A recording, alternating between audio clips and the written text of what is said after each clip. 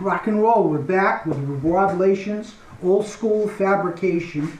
Now, this is a totally different ride than the last one we looked at. The last one was a 51 Harley Davidson flathead.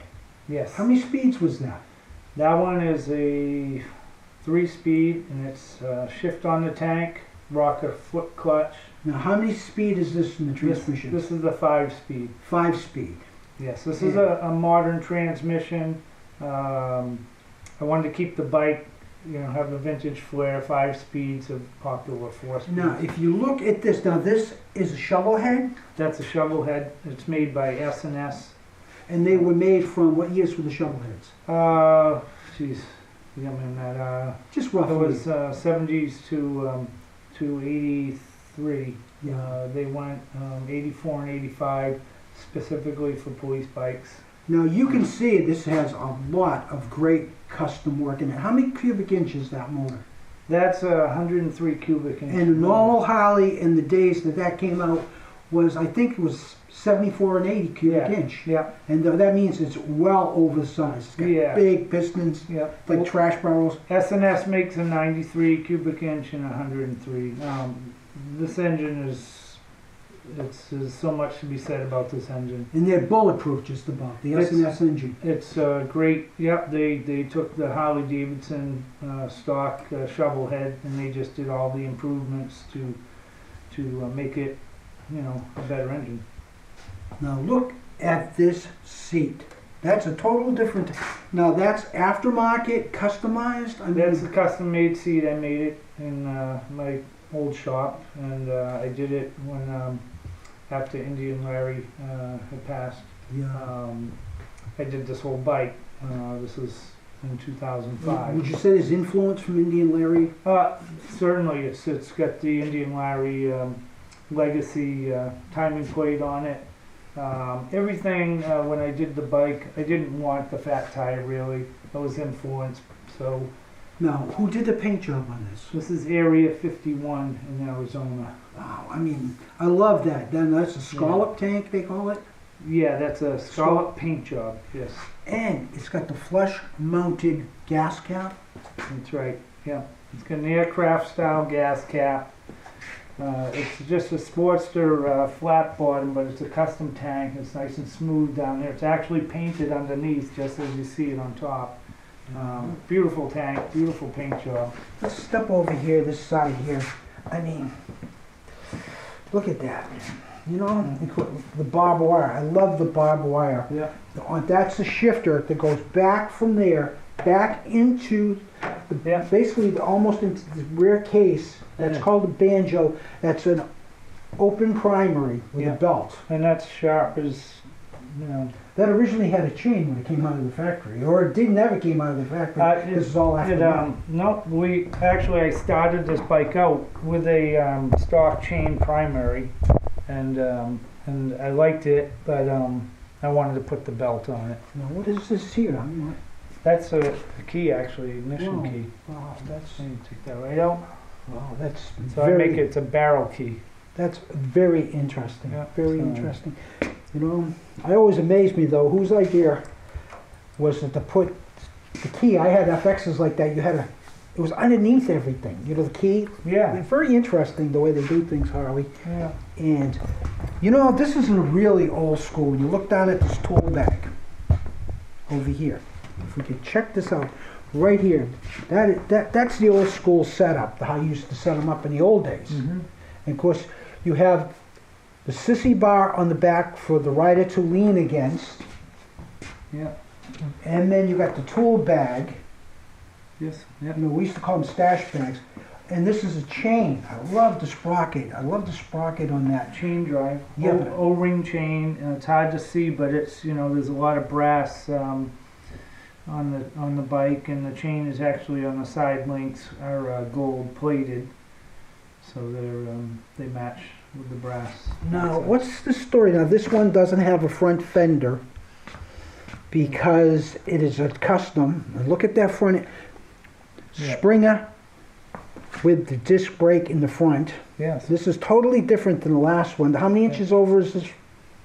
This is 8 inches over. Yeah, and I love this brace. Did you make that? Yeah, That's all your fabrication. Yep. I do have a fender for the bike. I just didn't like the look of the bike with the fender on it. Why don't you jump on that for us, Will? Sure. You know, show her how the handlebars sit. Now, they're just about shoulder height. You gotta get a couple inches taller so they'll be totally okay. But I mean, that gives a nice, comfortable ride. I have, bad rotator cuffs anyways, so when I sit on this bike, it's one of the most comfortable for my arms. It's when my arms are up like this, right there, and actually it feels like I have more control when I'm up higher too. Yeah. If it gets too high, I think it's unbalanced. Now the headlight, who made the headlight? Is that a Bates headlight? It's a Bates bucket headlight. Yep, it's the original company Bates. Now these called the risers. You can get those here, so you bring it down, or you could get them up here. You could bring the bars up. Those are Flanders, I believe they call them. They're pullback risers, dog bone pullback risers. Yeah, Flanders, because those ones change. Yep. These are custom made. This bike had been in an accident, so when I had to rebuild the front end, I had a black Springer to match the frame on it. I decided to go chrome. I called Nick from New York City Choppers. He makes these, and asked him for a pair. In 2 days, he manufactured those. Now, how many inches is the front end over again? It's 8 inches over. Yes, it's made by Potco. That's what I thought. Those were big in the 70s. They're probably one of the best manufacturers of aftermarket springers. Little side thought, at one time you could buy these front ends up unassembled. Do you remember that? Yes. And then people would make money assembling them and selling them Right. to people. Yes. Now, these are incredible. This is absolutely incredible here. And the other thing is, look at these cables. Yes. Stainless steel, braided. Yeah. Yes, these handlebars actually they're tapped right on the corners, and I can run these cables through and just have them come out the bottom of the handlebars. When I was rebuilding the bike after it had the accident, I decided to stay old school, keep them on the outside. Yeah, I believe the old school. We were talking about the handlebars, and we were talking about old school, the years. Yes. What year do you think old school started? Well, when I think of old school, actually I think of back to 51 when they took the rear fender off and then they chopped down their front fender and made the bike a little more radical looking, and I think that's the beginning of choppers right there. Yeah. The reason they took the fender off, they chopped the fender and made it pre-chopper. Now I think old school, when I think of old school in my head, I think late 60s, 70s. Yeah, this is a perfect example of old school. Yes. Perfect example. One last thing I'd like to mention is over here, the horn is mounted underneath the oil tank. Yes, the oil is tucked away, so it actually looks like something that it's not. It's got fins on it. How long did it take you to build this, brother? This is probably about 6 months build. Beautiful build. But over the years, all the different things, like when I did have an accident, we did change these out. One with different handlebars. Different. They always morph a little bit. You know what I mean? Yeah, they are. You The know what I bikes mean? generally go through metamorphosis when people hold on to them for a length of time. I think they see something they like and then they change it. Well, I can see you got a few more bikes over there. We're going to come back some other day, and Rob is going to show those to us. And we'd like to thank you, Rob. Big time, brother. Good to have you. Rock and roll. Here we are at Road Poets Cafe and Ipswich ICAM. Greatest thing since sliced bread, man. If you dig, you sing, dance, juggle pianos, tap dance across stage, pogo stick across the live wire. We want you on the show because this is really about you. And tonight we got some really great people. Tammy Murawski, and we have Diane Heffner. And you're musicians. It's always fun because I think musicians bring the music in the like the magic to the program. They always have. You know, it becomes magic once you folks start playing. You know, I've always liked that. And you played the guitar, which we all know, because you've been on some great stuff, and you played the clarinet. That's right. Now, how long have you been playing the clarinet? You really want to know? Well, you can lie. I mean, this is, 3 years? No, just kidding. 52 years. yeah, wow. I started before I was born. Yeah, in fact, to be honest, I shouldn't tell that, but 52 years ago, I played the clarinet, and I was very terrible at it. You know what I mean? That's why you're here today, 52 years later, with the clarinet, and I'm a poet, because that I'm a little bit better at, you know what I mean? You don't have to get a license or anything to be a poet. It's amazing. It's one of the last things in the world, you know what I mean? And Right. did you go to school for music? I did. New England Conservatory in Boston. Oh, wow, that's a really great school, Yeah. you know what I mean? And you're working on your master's, I know that. Yeah, a master's certificate from Berkeley for orchestration for film and TV. Wow. Well, all I did was go to Harvard. I mean, right. You know, it's so great because people don't know. You meet people and you find out they have these really great backgrounds. You know, and when, like I said, music is magic. You know, as far as you go, as soon as man could bang two rocks together, he probably say, boom, boom, ooh, boom, boom. You know what I mean? Next thing you know, you got music, you know? And of course then, you know, the reed instruments came along and just great. Now, you've been playing out, Diane? I play classical gigs. I play some jazz gigs. And I've been doing it my whole life. Well, and Tim? Yeah, I played coffee houses when I was younger and different concerts here and there. So, yeah. That is great. I mean, because, like I said, it's just, everybody out there has got some kind of, like, art. And so hard, like, to myself, I'm a writer, and I always see people, like, you know, writing stuff and hiding in the bedroom drawers. And, you know, what you really need to do is bring it out into public and really have some fun with it. You know, and of course, if you folks are good, but even if you're squeak, squeak, toot, toot, you know what I mean? Like, the bottom line is, if you're doing your art, you're helping other people to present their art. And that's really what it's all about, because, you know, Road Poets Cafe, we'll put a number of people on stage, you know, and of course sometimes we talk about motorcycles and cars and bikes and all this fun stuff in life. Poetry. Yes, poetry in like, you know, Peddlar's a great poet. fair. I heard the video you guys made. Yeah, thank you. Right. Yeah, That's a great video. she's great. Tam's great. Maybe That we'll was show just it again. something I laced together, you know, put the pieces and gave it to her, and she made it into like this magic. Yeah, I'm really it's grateful. fabulous. Really It was fun. grateful. It was a lot of And fun. if you'd like some magic to happen in your life, get a hold of us at Ipswich ICAM Road Poets Cafe. And right now, I'm going to put these good folks on the stage so you'll know they're as good as we say they are.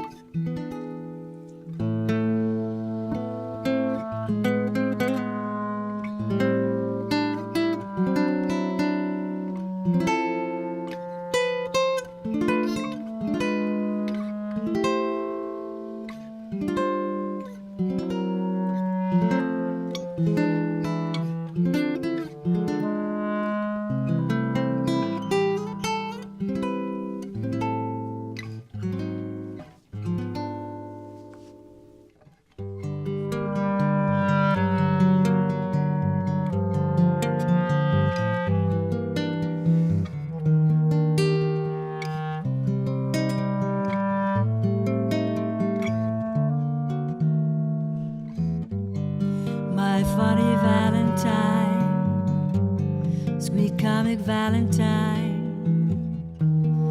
You make me smile with my heart.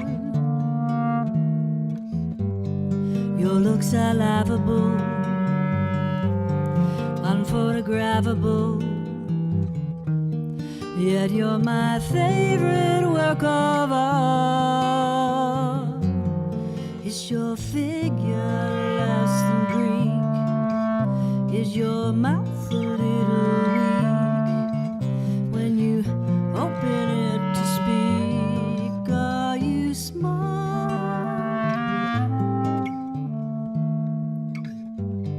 Don't change a hair for me, not if you care for me. Stay, little Valentine, stay. Each day is Valentine Day.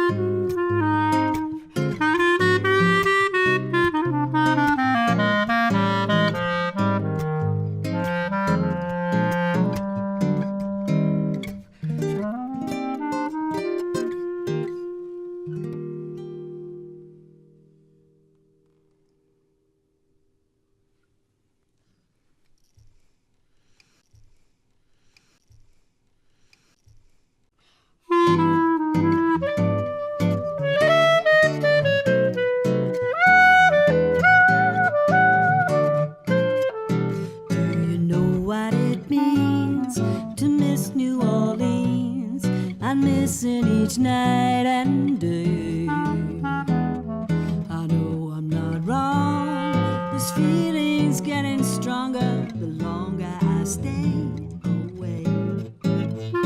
Miss the moss-covered pines, the tall sugar pines, where mockingbirds used to sing. And I'd like to see the lazy Mississippi to spring.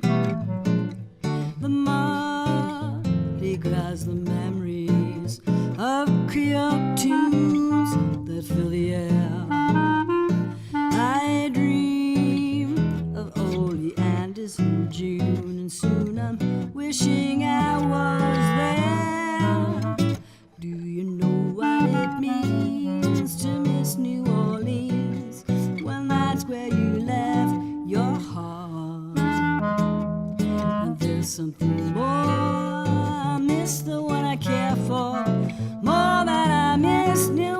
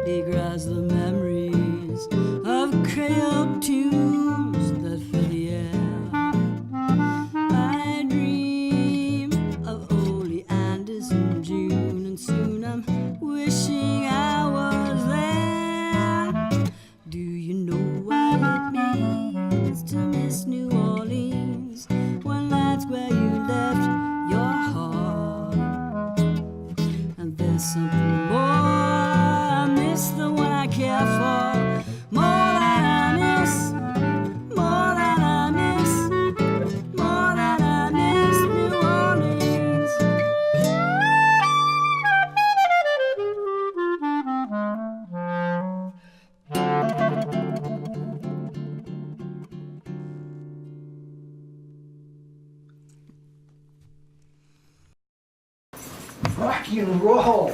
It was great, you know what I mean? Like, you wouldn't think she has such a beautiful voice, would you? You are really good. Thank you very much, Tam. And you, like, you know, you can hear it. That's great. You know, we're studying at the New England Conservatory of Music. Did I get it right? That's right. That's right, I thought I did. You know what I mean? Because, you know, like I said, it's great. It's great. And now, where are you people playing out next? Are you going to be playing out somewhere, or? Well, right now we're just kind of formulating our repertoire, and we're going to be performing in mid-March someplace. Okay, awesome. Now, you folks out there, pay attention. Every time you walk by a wall, we want you to look for their picture to tell you where they're going to be playing, because that's very important, you know? And they can get a hold of you, too. You can look it up on Ipswich ICAM, maybe, and find out there, too. Now, remember, if you sing, dance, juggle pianos, tap dance, cross a live wire, we want you to be on the cable show, Ipswich ICAM. Road Poets Cafe. And would like to thank Tammy Murawski, thank you Tammy, and Diane Heffner. Pay attention, you're going to hear more from them. Thanks. The Elephant's Graveyard of Tin, or Memories of Iron Rides, by Peddlar Bridges, a.k.a. the Road Poet. I have this reoccurring dream. It could be anywhere on the map. I could be sitting by a dock or high upon a hill, looking down. Sometimes I'll be on a road that seems so familiar. Other times the road seems so strange, but yet again so familiar. I'm sure I know where I am, but again, I don't have a clue. And as I ride, the road becomes less and less familiar, less and less modern, and then it becomes to become an ancient road with ancient continents. And sometimes I begin to feel that I have slipped into the past. Then I realize where I am. I am at the edge of the Elephant's Graveyard of Tin, where ancient autos still exist, harbored from the world, left to decay to the earth, left for a short while to display their time-weathered beauty, then left to rust, then disappear. The scene is like a Tarzan movie where Tarzan is the only person of European descent who knows where the elephants go for their final walk, for he is the guardian of the elephant's graveyard of ivory. I know I have been blessed to find the elephant's graveyard of tin, and just as Tarzan was commissioned by fate to watch over Tuscan ivory, I am commissioned not to disturb what belongs to the elephant's graveyard of tin. I am to touch nothing, move nothing, for this all belongs to another time, past, of long ago. These relics are like old friends of family who you thought had long ago passed, and now, to your joy, you meet them once again. But you know they are too frail to embrace or even kiss on the cheek. So you just smile and nod and walk your way, realizing the world is a better place than you had thought it to be. And then the scene fades away. And now there is no ancient wrecking yard, just a shining bay on the reflection of the water from the lake below. So I sit and I wonder, was this just a fantasy? Was this all some kind of wishful daydream? Or was this a vision? And I have really found the entrance to the elephant's graveyard of tin.